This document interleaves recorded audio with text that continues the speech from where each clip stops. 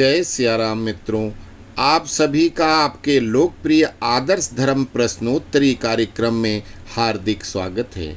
आज का प्रश्न है श्रीमान उदय राम शर्मा जी का सोनीपत हरियाणा से। उनका प्रश्न है कि क्या श्री राम जी मांसाहारी थे? क्या गुरु वशिष्ठ और महर्षि वाल्मीकि मांस का भक्षण करते थे? उन्होंने कुछ सोशल मीडिया के लिंक भी दिए हैं जिसमें उनको मांसाहारी बताया गया है। तो पहले देखते हैं कि मनुष्य मांसाहारी है या शाकाहारी। एक बार एक चिंतनशील शिक्षक ने अपने 10th स्टैंडर्ड के बच्चों से पूछा कि आप लोग कहीं जा रहे हैं और सामने से कोई कीड़ा मकोड़ा या कोई सांप छिपकली या कोई गाय भैंस या कोई अन्य विचित्र जीव दिख गया जो आपने जीवन में पहले कभी नहीं देखा हो। प्रश्न ये है कि आप कैसे पहचानेंगे कि वो जीव अंडे देता है या बच्चे? क्या पहचान है उसकी? अधिकांश बच्चे मौन रहे, जबकि कुछ बच्चों में आंतरिक खुसुर पुसुर चलती रही, लेकिन कोई जवाब नहीं देता है। फिर 2 मिनट के बाद उस शिक्षक ने स्वयं ही बताया कि अरे भैया, इसका उत्तर बहुत आसान है। जिनके भी कान बाहर दिखाई देते हैं वे सब बच्चे देते हैं, और जिन जीवों के कान बाहर नहीं दिखाई देते वे अंडे देते हैं। फिर दूसरा प्रश्न पूछा कि ये बताइए, आप लोगों के सामने एकदम से कोई प्राणी आ गया तो आप कैसे पहचानेंगे कि ये शाकाहारी है या मांसाहारी? क्योंकि आपने तो उसे पहले भोजन करते देखा ही नहीं। बच्चों में फिर वही कौतूहल और खुसुर पुसुर की आवाजें। शिक्षक ने कहा, देखो भाई, बहुत आसान है। जिन जीवों की आंखों की बाहर की यानी ऊपरी संरचना गोल होती है वे सब के सब मांसाहारी होते हैं। जैसे कुत्ता, बिल्ली, बाज, चिड़िया, शेर, भेड़िया, चील और अन्य कोई भी आपके आसपास का जीव जंतु जिसकी आंखें गोल हैं तो समझ लीजिए कि वो मांसाहारी है। ठीक उसी प्रकार जिसकी आंखों की बाहरी संरचना लंबाई लिए हुए होती है वे सब के सब जीव शाकाहारी होते हैं। जैसे हिरण, गाय, हाथी, बैल, भैंस, बकरी इत्यादि। इनकी आंखें बाहर की बनावट में लंबाई लिए होती हैं। फिर उस शिक्षक ने बच्चों से पूछा कि बच्चों, अब ये बताओ कि मनुष्य की आंखें गोल हैं या लंबाई वाली? इस बार सब बच्चों ने बताया कि मनुष्य की आंखें लंबाई वाली होती हैं। तो शिक्षक ने फिर पूछा कि इस हिसाब से मनुष्य शाकाहारी जीव हुआ या मांसाहारी? तो सब के सब बच्चों का उत्तर था शाकाहारी। फिर शिक्षक ने पूछा कि बच्चों, ये बताओ कि मनुष्य में बहुत सारे लोग मांसाहार क्यों करते हैं? तो इस बार बच्चों ने बहुत ही गंभीर उत्तर दिया, और वो उत्तर था कि अज्ञानतावश या मूर्खता के कारण वो मांसाहार करते हैं। फिर उस चिंतनशील शिक्षक ने बच्चों को दूसरी बात बताई कि जिन भी जीवों के नाखून तीखे नुकीले होते हैं वे सब के सब मांसाहारी होते हैं। जैसे शेर, बिल्ली, कुत्ता, बाज, गिद्ध आदि। और जिन जीवों के नाखून चौड़े चपटे होते हैं वे सब के सब शाकाहारी होते हैं। जैसे मनुष्य, गाय, घोड़ा, गधा, बैल, हाथी, ऊंट, हिरण, बकरी आदि। इस हिसाब से भी अब ये बताओ बच्चों कि मनुष्य के नाखून तीखे नुकीले होते हैं या चौड़े चपटे? सभी बच्चों ने कहा कि चौड़े और चपटे। फिर शिक्षक ने पूछा कि अब ये बताओ कि इस हिसाब से मनुष्य को कौन से श्रेणी में रखा जाए, शाकाहारी या मांसाहारी? सब के सब बच्चों ने एक सुर में कहा कि शाकाहारी। फिर शिक्षक ने बच्चों से तीसरी बात बताई कि जिन भी जीवों अथवा पशु प्राणियों को पसीना आता है वे सब के सब शाकाहारी होते हैं। घोड़ा, बैल, गाय, भैंस, खच्चर, इन सब के पसीना आता है, जबकि मांसाहारी जीवों को पसीना नहीं आता, इसलिए वे कुदरती तौर पे अपनी जीभ को बाहर निकालकर लार टपकाते हुए हांफते रहते हैं और इस प्रकार से वे अपनी शरीर की गर्मी को नियंत्रित करते हैं। प्रश्न ये उठता है कि मनुष्य को पसीना आता है या मनुष्य जीभ से अपने तापमान को एडजस्ट करता है? सभी बच्चों ने कहा कि मनुष्य को पसीना आता है। तो शिक्षक ने कहा, तो ये बताओ इस बात से भी मनुष्य कौन सा जीव सिद्ध हुआ?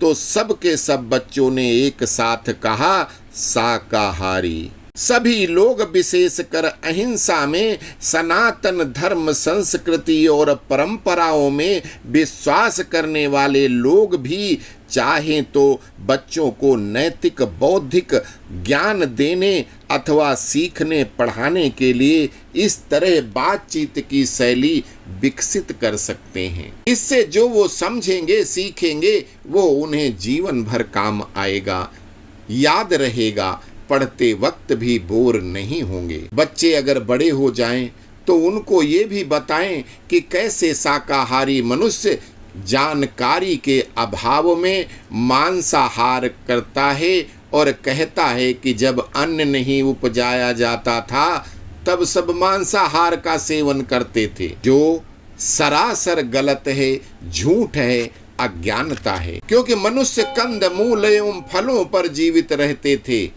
जो सही है एवं उनकी संरचना और स्वभाव से मेल भी खाता है। मनुष्य की तरह मिलते जुलते वानर भी शाकाहारी और फलाहारी होते हैं। आप सभी जीवों में बुद्धिशाली हैं और जब बुद्धिहीनों जैसी बातें करते हैं तो लगता है कि आपसे बुद्धिशाली तो बंदर हैं, जिनके खाने के सामान सभी फलों पर आपने कब्जा कर लिया।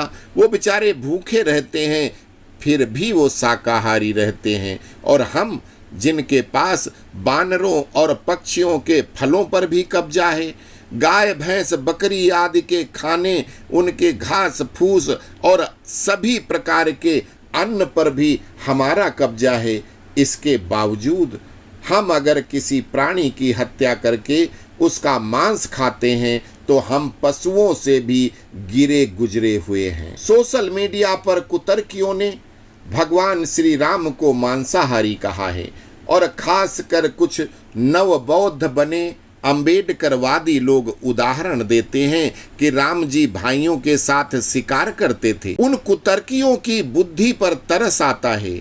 अभी आप लोगों को बहुत कुछ पढ़ने की जरूरत है। शिकार सिर्फ हिरण का ही क्यों होता था? क्योंकि हिरण इधर उधर आगे पीछे दाएं बाएं ऊपर नीचे हर तरफ भागकर निशानेबाज को निशाने को पक्का करने का मौका देता है, और क्षत्रिय जिनको युद्ध करना होता था वो हिरणों पर निशाना लगाते थे, उनका मांस खाने के लिए नहीं बल्कि शत्रु कैसे बचेगा और उस पर उनका निशाना कैसे ठीक बैठेगा। कुछ विधर्मियों ने यहाँ तक गुरु वशिष्ठ और वाल्मीकि जी को भी मांसाहारी बताया है। उनसे सिर्फ इतना कहना चाहूंगा कि पहले संस्कृत की कख सीखो, अपने आप गलत सलत उत्तर मत बताओ। जो भी मनुष्य मांसाहारी थे उनको उस कालखंड में राक्षस की संज्ञा दी जाती थी। जो रात को लूट मार करते थे इसलिए उनको निशाचर कहा जाता था। जो शराब पीते थे, दूसरों की बहु बेटियों को ताकते थे, बलात्कारी थे, उनको व्यसनी दैत्य दानव राक्षस की संज्ञा दी जाती थी। वही परंपरा अभी भी है। थोड़ा अपभ्रंश होकर बलात्कारी, डकैत, चोर, म्लेच्छ आदि शब्दों की संज्ञा दी जाती है। आर्य का मतलब ही श्रेष्ठ होता है।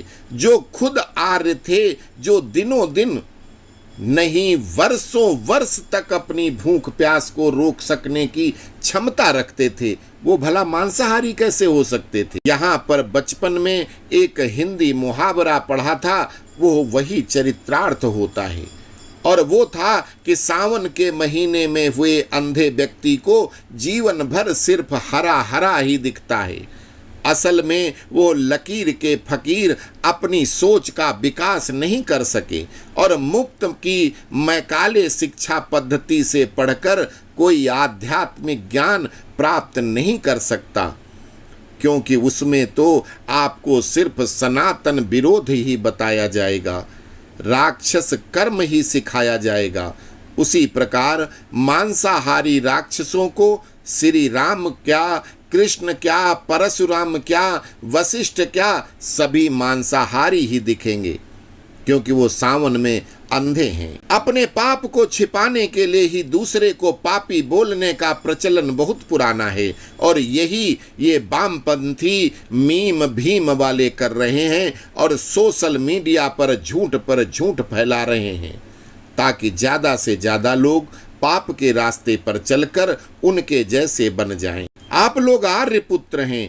आर्यपुत्र सिर्फ शाकाहारी होते हैं और जो आर्यपुत्र होकर मांस खाते हैं वो रावण कुंभकर्ण की तरह आर्यपुत्र होकर भी राक्षस कहे जाते। वहीं निषाद कुल में पैदा होकर भी शाकाहारी आर्यों की परंपराओं पर चलकर निषाद राज गुह भगवान श्री राम के दोस्त बनते हैं, उनका सानिध्य, उनकी भक्ति प्राप्त करते हैं। निष्कर्ष स्वरूप में भगवान श्री राम गुरु वशिष्ठ या महर्षि वाल्मीकि सहित सभी आर्य सिर्फ और सिर्फ शाकाहारी थे और इस बात के एक नहीं हजारों प्रमाण हैं। सबसे बड़ा प्रमाण शाकाहारी मनुष्य ही दीर्घजीवी होता है, मांसाहारी की आयु हमेशा कम होती है। तो आशा करता हूँ कि उदयराम शर्मा जी आपके प्रश्न का उत्तर मिल गया होगा। अस्तु। जय सिया राम।